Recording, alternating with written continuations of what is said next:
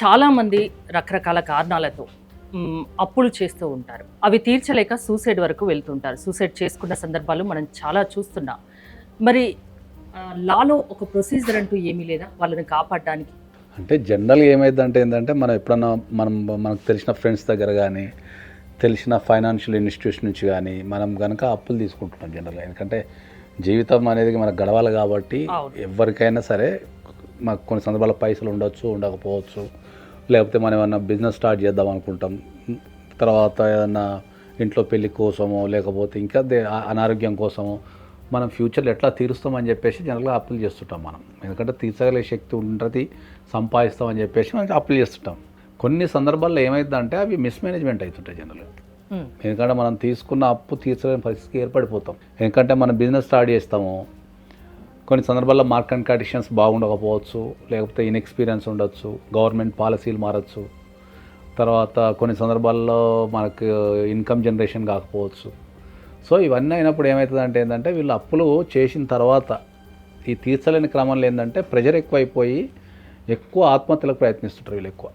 So ఎందుకు చనిపోవాలా, ఇంకా చనిపోతే ఎవరు అడగరు కదా, లేకపోతే ఇంట్లో క్షేమంగా ఉంటారు కదా అని వీళ్ళు ఇట్లా ఒక రకమైన థాట్లోకి వెళ్ళిపోయి జనరల్గా వాళ్ళు చనిపోవటం కానీ, లేకపోతే ఇంట్లో చంపడం కానీ, లేకపోతే అందరు కలిసి చనిపోవడం కానీ చేస్తుంటారు. దాన్ని అలాంటి సంఘటనలు చాలా జరుగుతుంటాయి మనకి. ఎందుకంటే రెగ్యులర్గా మనం కనుక పేపర్ కానీ, టీవీ న్యూస్ కానీ, లేకపోతే మనకి ఇప్పుడు ఈ సోషల్ మీడియా చూస్తుంటే అప్పుల బాధలు భరించలేక చనిపోయారు అని చెప్పేసి చాలా మనకు ఈ మధ్యకాలంలో లేటెస్ట్గా యువకులు కూడా చనిపోతున్నారు. ఈ రకరకాల బెట్టింగ్స్ యాప్స్ వాళ్ళు అప్పులు చేసి కావచ్చు, లేకపోతే స్టాక్ మార్కెట్ వల్ల కావచ్చు, ఏదో సంపాదిస్తామని చెప్పేసి వీళ్ళు చనిపోతున్నారు. అలాంటి వాళ్ళను మీలాంటి అడ్వకేట్స్ కాపాడగలరా? అదే చెప్తున్నాను. ఎందుకంటే ఎవరి జీవితంలోనైనా సరే, ఈ భూమి మీద పుట్టిన ఎవరి జీవితంలోనైనా సరే ఫైనాన్షియల్ అప్ అండ్ డౌన్స్ అనేవి 100% జరుగుతాయి. ఫైనాన్షియల్ అప్ అండ్ డౌన్స్ జరగకుండా ఏ వ్యక్తి కూడా జీవితాన్ని దాటలేడు. ఓకే, ఆ ఫైనాన్షియల్ అప్ అండ్ డౌన్స్ జరిగినప్పుడు కొంతమందికి స్టెబిలిటీ ఉంటుంది, కొంతమంది కాపాడుతారు వాళ్ళని, కొంతమంది కాపాడలేరు. కాబట్టి ఆ చనిపోకుండా గనక మనం కోర్టుకు అప్రోచ్ అయిపోయి నాకు ఇంత అప్పు ఉంది, నేను కట్టడానికి నాకు ఒక 2 సంవత్సరాలు, ఒక 3 సంవత్సరాలు, 4 సంవత్సరాలు టైం ఇవ్వండి అని చెప్పి మనం కోర్టును ప్రే చేసుకోగలిగితే మనకు టైం దొరుకుతుంది. టైం అడగచ్చు, టైం అడిగితే మనకు టైం దొరికితే ఆ టైంలో మనం ఇంకేదైనా పని చేసుకొని వీళ్ళ అప్పులు తీర్చడానికి మనకు అవకాశం ఉంటుంది. అప్పులు ఇచ్చిన వాళ్ళు వెంట పడుతున్నప్పుడు ఆ పని చేయొచ్చు. అవును, అప్పులు ఇచ్చిన వాళ్ళు ఏం చేస్తారంటే అందరూ ఒకటేసారి మీద పడితే అందరికి ఒకటిసారి ఏడ తీరుస్తాం మనం.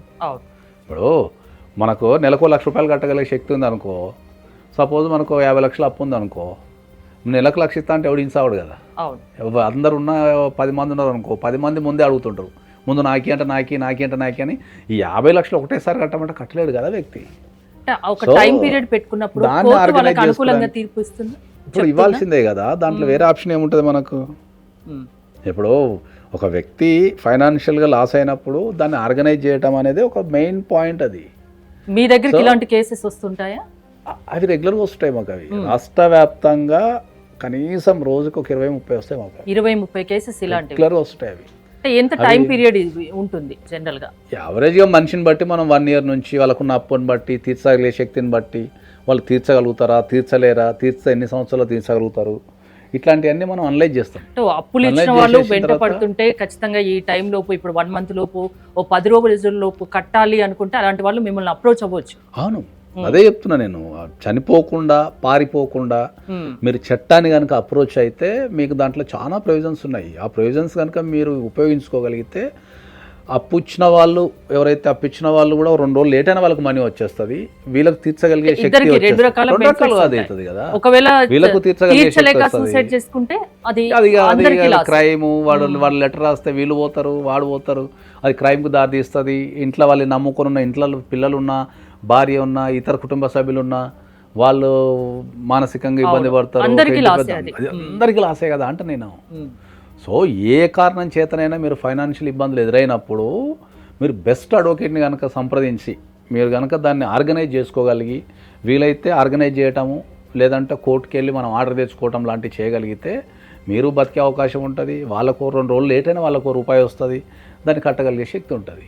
ఇద్దరికి 2 రకాల బెనిఫిట్ ఉంటుంది. కొద్దిగా టైం అనేది మనకు బ్రీతింగ్ పీరియడ్ అనేది పెరుగుతుందేమో కానీ అది డెఫినెట్లీ సాల్వ్ చేయొచ్చు. అప్పిచ్చిన వాళ్ళు వెంట పడుతుంటే మీలాంటి అడ్వకేట్ని అప్రోచ్ అవుతే వాళ్ళకు టైం పీరియడ్ ఒకటి డెఫినెట్లీ వస్తుంది అదే నేను చెప్తున్నా. కోర్టు ద్వారా లీగల్గా డెఫినెట్లీ వస్తుంది అని చెప్తున్నా నేను. అందరికీ చెప్పేది ఏంటంటే కుటుంబాలని మీరు చనిపోవడం ద్వారా కానీ, లేకపోతే మీరు పారిపోవడం ద్వారా కానీ, లేకపోతే ఇంకా ఇతర రకమైన క్రైమ్కి సంబంధించిన పనులు చేయడం ద్వారా కానీ ఇంకా ఇబ్బందులు పడకుండా మీకు ఏ రకమైన అప్పున్నా దాన్ని ఆర్గనైజ్ చేసుకోలేని స్థితిలో కనుక ఉంటే మీరు కోర్టును కనుక అప్రోచ్ అయ్యి ఒక మంచి అడ్వకేట్ని, ఒక మంచి కెపాసిటీ అడ్వకేట్ని కనుక పెట్టుకోగలిగితే మీరు దాని నుంచి ఈజీగా బయటపడవచ్చు, లీగల్గా బయటపడవచ్చు అని చెప్తాను. అవసరం లేదు, అవసరం లేదని కోర్టు అండగా ఉంటుంది, మీకు అడ్వకేట్ అండగా ఉంటాడు. దాన్ని ఆర్గనైజ్ చేసేసి నీట్గా టైం తీసుకోను, దాన్ని అనలైజ్ చేసి వాళ్ళకున్న సిచ్యువేషన్ బట్టి అనలైజ్ చేసి దాని నుంచి చట్టపరంగా బయటపడవచ్చు. అది నేను అనేది ఏంటంటే ఇల్లీగల్ మనం ఈ మళ్ళీ క్రైమ్లు ఇరకకుండా ఇంకా దాన్నే ఆర్గనైజ్ చేసుకోండి అని చెప్తున్నాం మనం ప్రతిసారి. థ్యాంక్ యూ అండి, మంచి విషయాలు చెప్పారు.